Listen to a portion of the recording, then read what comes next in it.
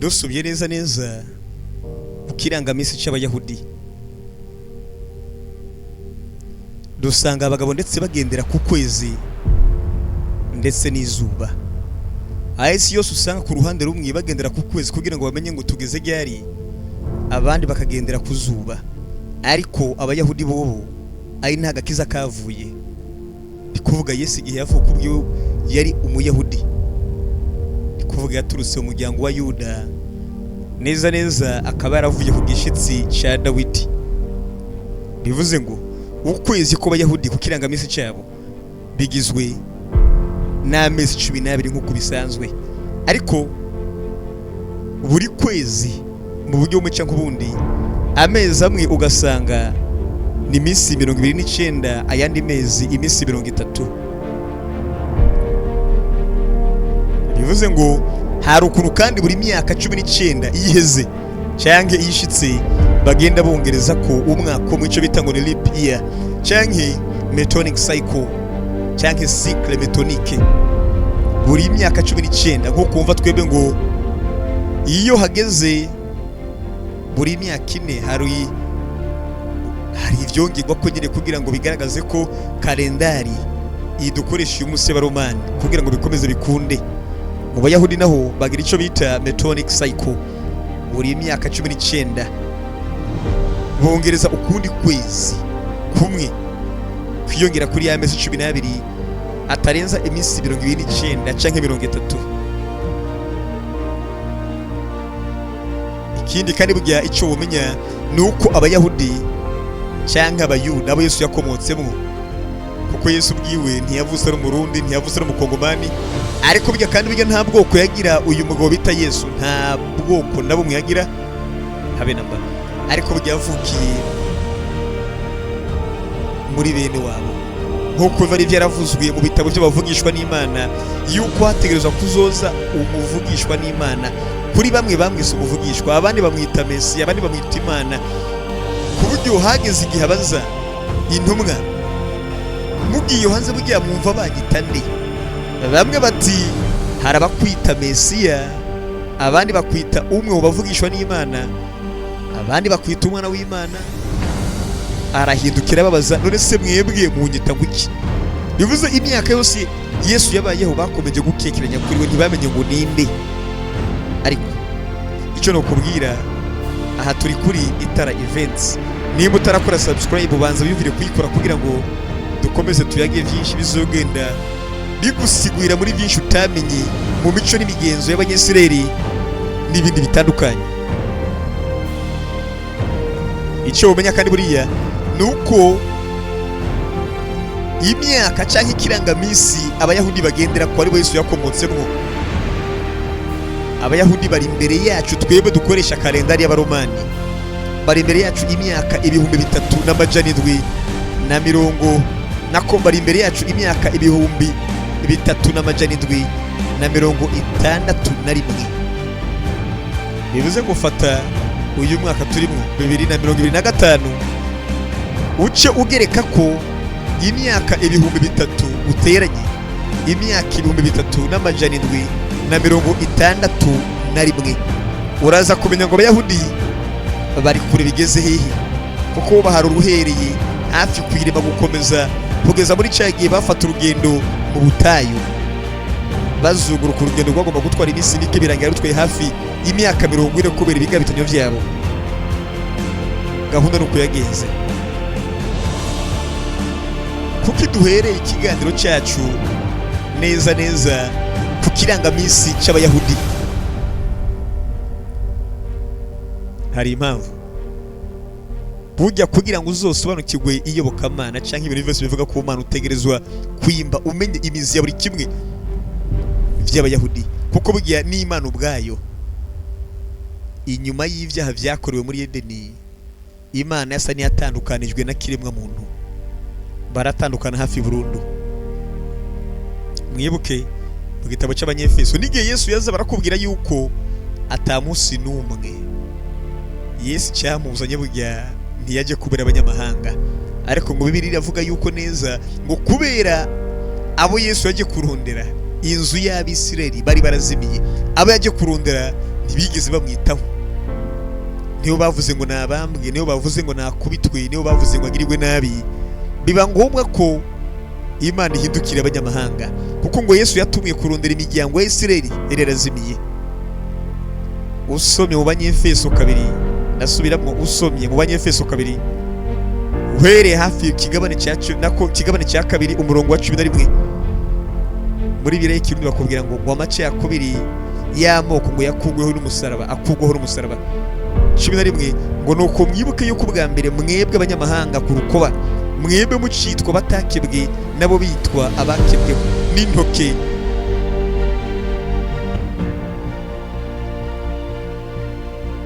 Ku mubiri, kuko icyo gihe ngo mwari mutandukanye na Kristo, ngo muri n'itandukaniro n'ihanga rya Isirayeli, ngo muri njabaka ku masezerano n'ibyasezeranywe, ataco mwizigiye kubizoba, mwari mu isi mutagira Imana rurema. Ariko noneho kuko muri Kristo rero Yesu, kubera twisanze muri Kristo Yesu, ngo mwebwe ngo bari kure kera mwigijwe hafi n'amaraso ya Kristo. Bashatse kuvuga iki? Ngo abanyamahanga ngo barinjabuka ku masezerano. Abanyamahanga bavugwa burya ngo ni jewe nawe, Abanyamerika, sinzi Abarabu, sinzi abantu bose uzi batari abo mu miryango 12 y'Abanyisirayeli, bose burya ngo barinjabuka ku masezerano, barinjabuka ku byasezeranywe. Burya ngo bo ngo bitwa bakebwe, abandi bose ku isi bakitwa batakebwe, kuko ikimenyetso cyo gukebwa cyari ikimenyetso cyahawe Aburahamu nk'isezerano hagati yiwe n'Imana. Umunyamahanga ntiyigeze ahabwa iryo sezerano habe namba. Bivuze ngo bisobanuye byinshi by'umwe cyangwa ubundi. Icyo gihe ku murongo w'12 ku Banyefeso 2 umurongo w'12 ngo kuko icyo gihe ngo mwari mutandukanye na Kristo, ngo kandi ngo mwari mutandukanye muri n'itandukaniro n'ihanga ya Isirayeli, muri njabaka ku masezerano n'ibyasezeranywe, ataco mwizigiye kubizoba. Bivuze ngo nta n'isezerano ryari rihari ku munyamahanga. Ikindi bivuze ngo umunyamahanga agiye kuronka uburyo yinjizwa muri wa muryango w'Imana biciye kwibambwa ya Yesu yahuje amahanga. Ugiye gusoma neza iyi nkuru kugira ngo yumve, uja nko muri Matayo 15 uhereye ku murongo wa 21, aho umva ijambo ry'umutwe ngo Yesu akiza umukobwa w'umunyakananikazi. Abanyakanani bari abanyamahanga, ntibwo ari ubwoko bw'Imana nabo. Icyo gihe ngo haje umugore, ngo Yesu ngo arahava ngo aja ahaherereye muri Tiro n'i Sidoni. Umunyakananikazi ava mu ntara yaho aratakamba ati, ngirira imbabazi se mugenzi, mwana wa Dawidi, umukobwa wanje afashwe nabi na dayimoni. Nawe ntiyamwishyura ijambo na rimwe. Abigishwa biwe ibaze gufata urugendo rurerure cyane. Umugore ari gutakamba ati, mwana wa Dawidi, ntabarira umwana, nkiriza umwana, bigenze kuriya. Yesu ntiyavyitaho, yikomereza urugendo, yigira nkaho mengo ntamwumva, akomeza urugendo rwe nk'uko bisanzwe, ntigeze amwitaho.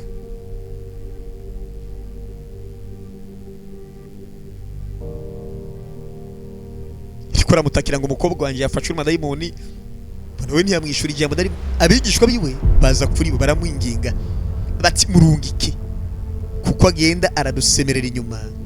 Arabishura. Yesu ahindukira abigisha arabishura ati, sinatumwe ku bandi atari ku ntama zazimiye z'inzu ya Isirayeli.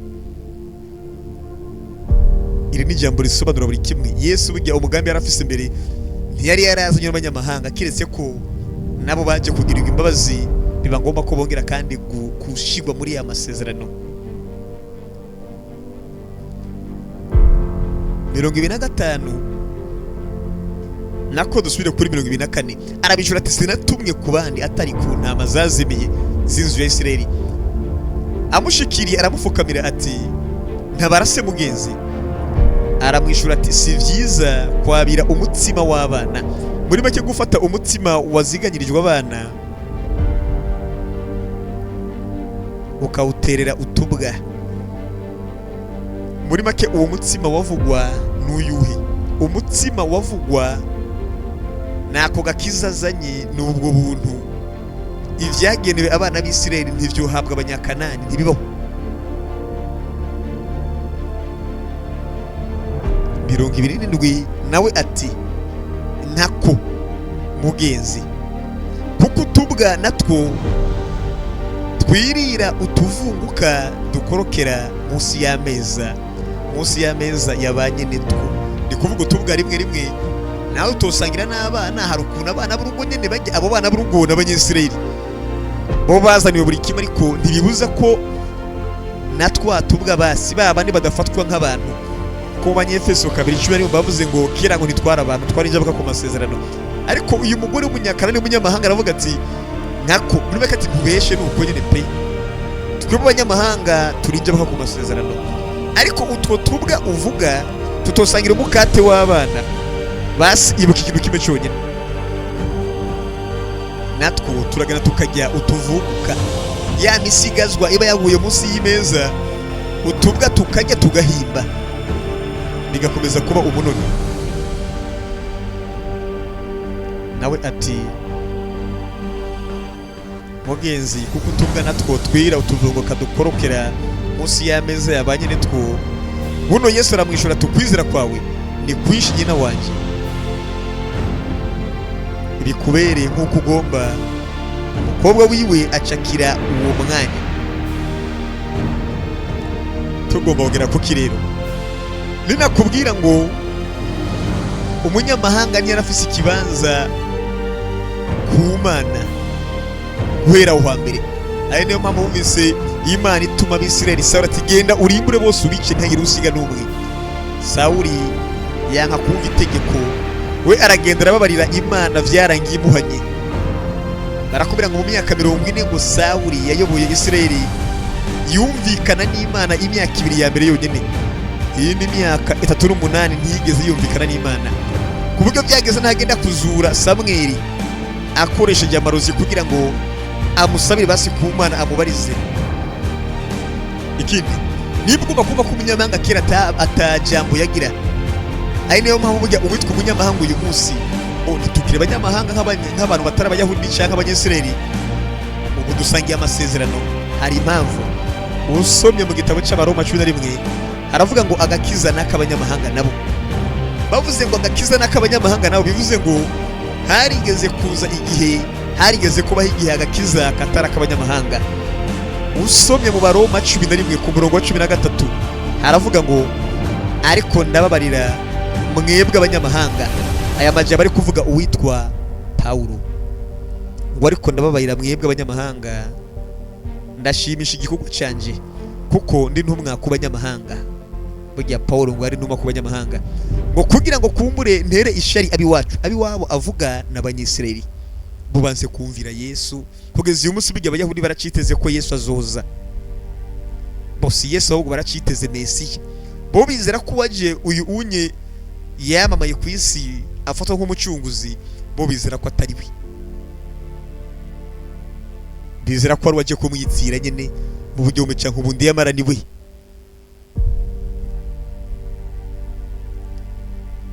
Ngo kugira ngo kumbure ntere ishari abiwacu, kuko nawe byaramubaza kubona abiwabo batakiriye agakiza, batemeye Yesu yaje.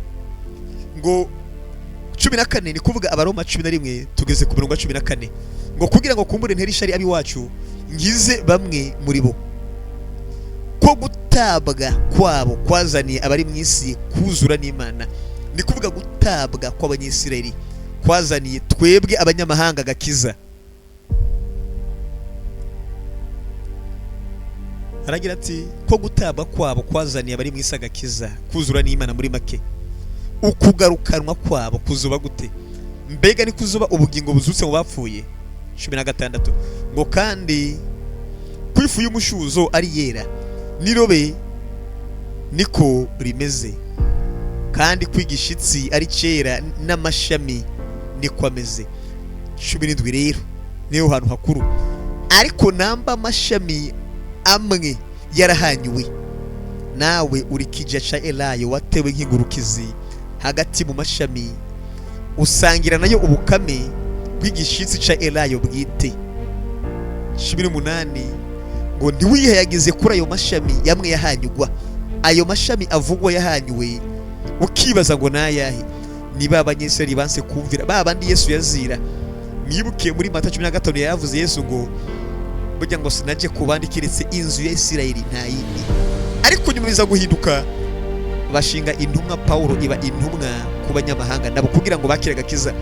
Mugabo Pawulo nawe akavuga ijambo ry'Imana, mugabo riniga akavuga ati yego natume ku banyamahanga, ariko ab'iwacu bo barahanyuwe. Icyo giti bavuga niyo mizi, icyo giti ivugwa ntuyibaze ngo ni ikindi giti, ni Imana. Ayo mashami ya nyayo n'Abanyesirayeli, ariko ngo hari amashami yahanyuwe kubera kutizera.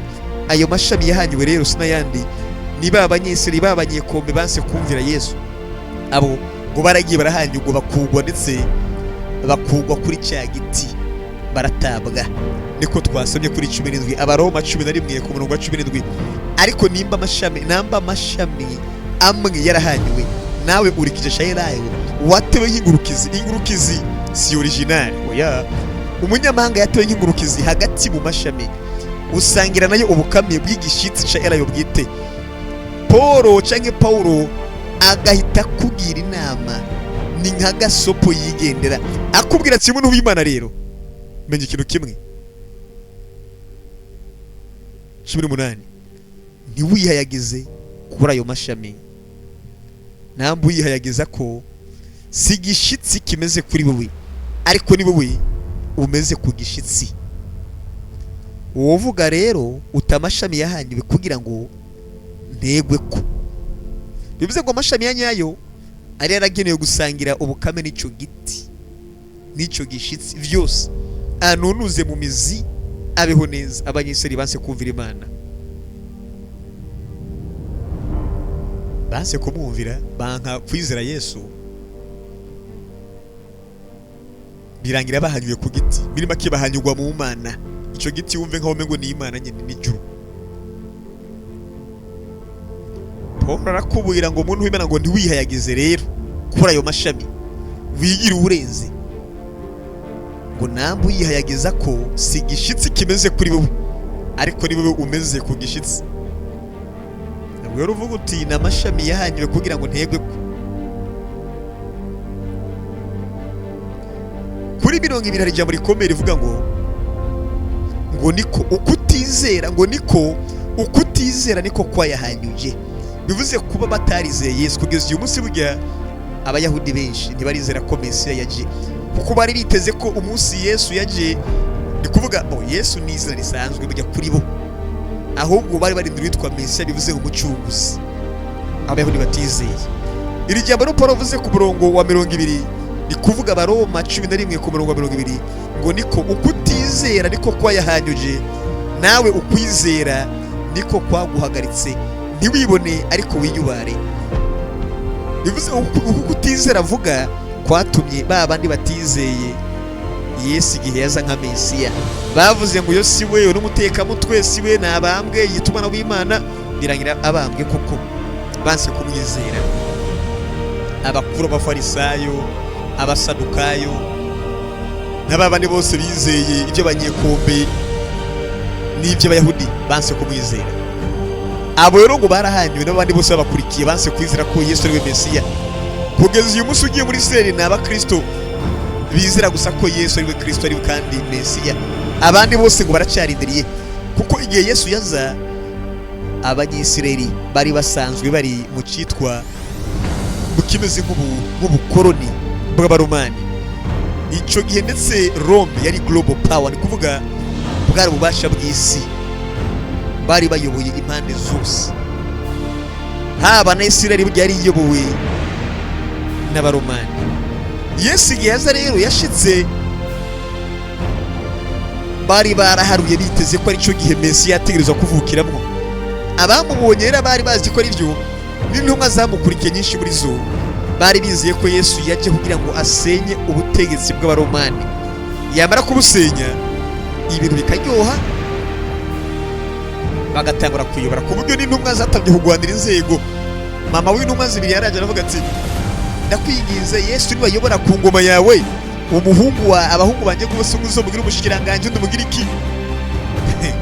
Ku buryo hageze n'igihe Yesu bamuhatiriza ngo iki ni cyagiye rero ngo yobora, ariko Yesu ntiyaraje gukoresha inkota ngo agwanye Abaromani kugira ngo ayobore.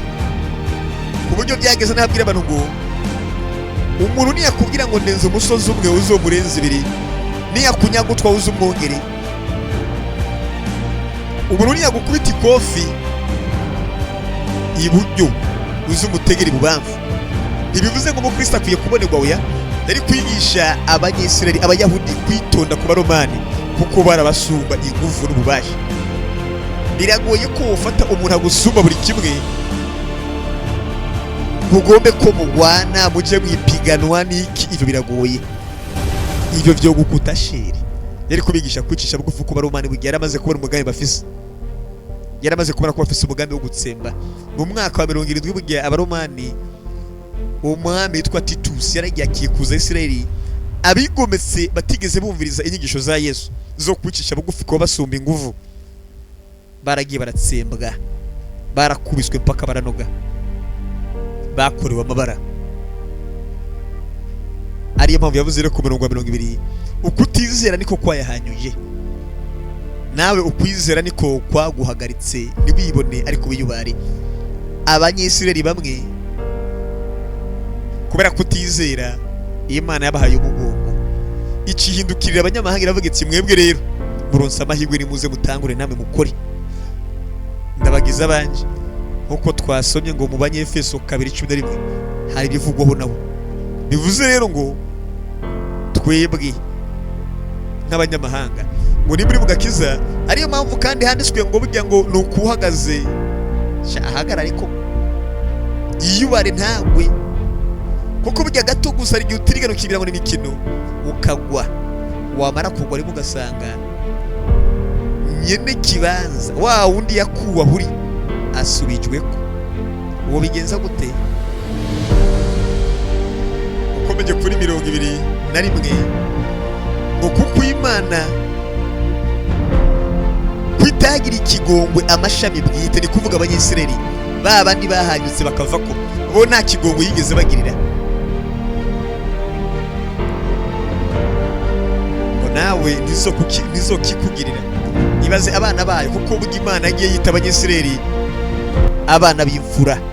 Imana iravuga ati abisirayeli gose n'abana banje b'imfura bo mububahe mugira iki niki muri izo gahunda, ariko ntiyigeze bagira imbabazi igihe banse kuyizera, banka kwizera umwana wayo, banka kwizera Imana. Yaragiye irabahanira bakura ku giti ishira ko umunyamahanga. Paul ati wiyubare kuko nawe nimba Imana itagira imbabazi umwana wayo w'imfura, wowe urinde waromeswe ku giti wiyubare. Niyo mpamvu umuririmbyi yavuze ngo wirata yirate ko yamenye Imana, kandi ngo ikindi kandi ngo wemeze neza ko nimba uhagaze ukomeze uhagarare koko, kuko ikosa rito rigiye kwisanga ahatariho. 22 ngo raba rero ukugira neza kw'Imana n'ubuhambazi bwayo, kubaguye n'ubuhambazi, ariko kuri wowe n'imbabazi ni no kugira neza buriya. Some cyo kigabane bujya umenya byinshi kandi bitandukanye. Kubera iki twahereye rero kuvuga ibirangamisi by'abanyesirayeli, tuvuga amatariki y'imyaka. Nakubwira umunsi turi muri 2025 umwaka wa 2025, ariko fata iyo myaka uteranye ko iyindi myaka 3,000, uteranye ko imyaka 3,000 neza neza n'amajana 761. Uko abanyesirayeli bugiye cyangwa abayahudi batura imbere ntituri inyuma yabo, niho ubumenye ukuri kw'ibintu. Bivuze ngo haciye kirekire cyane, yamara kandi ngo tugize mu gihe yaha abantu bari ko baradende bukigwa ntibakeneye kandi kumva ngo wizambi zovuga ngo urabona ngo umuhero zoza. Oya, abantu bamaze kurambirwa burundu ku buryo ubwira umuntu ivy'Imana ko bati bavy'Imana uri kuravuga urabizo ubundi kuvuga Imana wizi kwikibwe kuri bava ngo inzambi zovuga inzamba kuva aho twavukiye. Ushobora kwibira ngo nibishasha bugiye abantu kwitega ngo umukiza zoza ku buryo bimaze kumera nk'imikino nyene. Ubu ni wobwira umuntu ngo utinye Imana ngo rega inzambi zovuga birangira uhiye. Abayumvira kurakina nyene ntashobora kukumva habe na gato.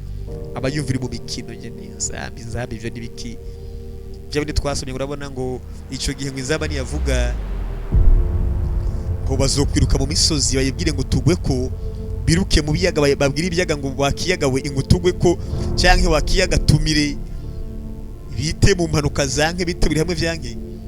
Izo ngoro barumva ko ari zishaje, nkuko Nowa ngo yabwira abantu ngo wagiye kuza umwuzure bakanka kumva. uravye igihe kiyaciye ni kirekire pe ku mwana w'umuntu ni igihe kirekire, ariko menya ngo ku mwana burya ngo imyaka igihumbi ingana n'umunsi umwe. Bivuze ngo niba ufise imyaka nka 40 ku mwana nta n'isegonda umaze. Woshobora kubira ngo Imana iratevye ngo urabona ngo izamba ntizo baruha kare, abantu kandi barambirwa kare bakabona ko ibyo bizera amanyanga. Ariko burya ngo haranditswe mu cete Paulo yandikiye abayahudi bakwira kwe hirya no hino mu Babuloni, yaranditse ababwira ati ni muri Petero wa 2 igice cya 3, yaranditse avuga ati abo nkunda none iki nico cete cya 2 bandikiye, kuko nigishobora kwibwira ngo urabona ngo twebwe ngo barambiwe ni twebwe ngo ni twe tubaye mu gihe gikomeye ngo urabona kuva bavuga ibizamba, koko haciye ibihe byinshi cyane bavuga ngo Yesu azoza mugabo bikarangira ataje, byabayeho. Ariko abo nkunda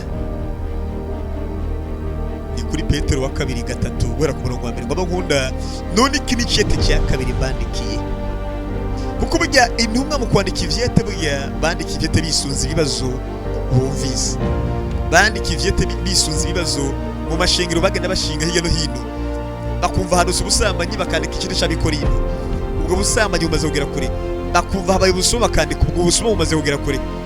Nuko intumwa zandika ivyete buri ivyete ni nk'amabaruwa nk'uko kwandika ikete mugeza wawe. Iki ni cete cya 2 gusa ramaze kwandika, ibaze kera cyane hari abantu bihebura nk'abiyimyaka, aravuga ngo abo nkunda 3 abo nkunda none iki ni cete cya 2 bandikiye. Muri ibyo byombi ndakangura imitima yanyu ikeye bibutsa kugira ngo mwibuke amajambo yavuzwe kera n'abavugishwa n'Imana kera, n'abavugishwa n'Imana bera, mwibuke n'icyagezwe cy'umwami niyo mukiza cyavuzwe n'abatumwa babatumwe ko. Igihe mbere mukwiye kumenya nuko mu minsi y'iherezo hazoza abacokoranye ngo bacokorana bakurikira ukwifuza kwabo, babaza bati isezerano ryo kuza kwiwe riri hehe se, kuko uhereye aho basogokuruza basinziririye byose bihora uko vyamye, were kukurema kw'isi kuko biyobagiza ibigirankana yuko kera hari amajuru n'isi yakuwe mu mazi n'ijambo ry'Imana rikayirema mu mazi. Ibyo byatumye isi ya kera n'amazi, ibyo byatumye isi ya kera amazi ayirengera iratikira, ariko amajuru y'ubu bo n'isi y'ubu iryo jambo ryabibikiye kuzosha kugira ngo birindwe gushitsa ku munsi w'amateka wo gutikira ko batubaha Imana. Guhera ku murongo wa 5 kugeza ku murongo wa 7 iki ni ikindi kigwa kirekire kigaragaza amajuru y'ubu. Isi yarengeye bivugwa ni ya Nowa canke n'iyindi si nikirigi. Ariko ugiye ku murongo rero w'8 aho Petero yandikiye abanyababuloni kuvuga abagiye bakwirakwira hirya no hino, amashengero agiye ashinga i Babuloni n'ahandi hose, yaravuze ngo ariko abo nkunda